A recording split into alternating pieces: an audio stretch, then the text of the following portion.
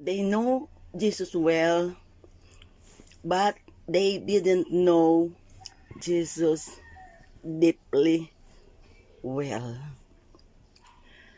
Minsan sa sobrang bias, inggit, at intimidation, hindi natin na-appreciate ang presence ni Jesus sa ating mga buhay.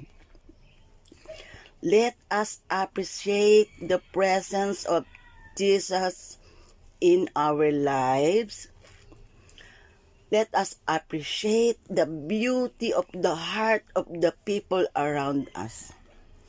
Those who help us, those who love us, those who guide us and make ways for us to help us solve our worries, our problems.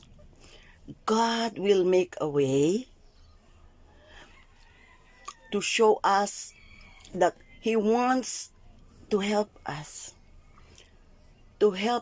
in our worries, pains, and gives us people who are close to us, near us. Minsan magtataka ka, bakit biglang nasosolve ang problema mo? May mga pangyayari na hindi mo maipaliwanag kung ba't nangyari to. Pagkatapos mo magdasal kay Jesus na, Lord, tulungan mo po ako. Hindi ko na po kaya ito.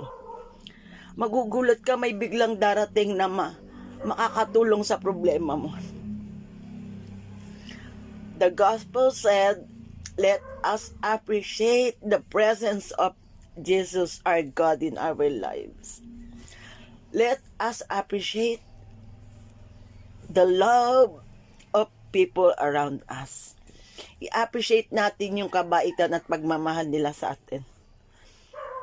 Appreciate that God is always in our side.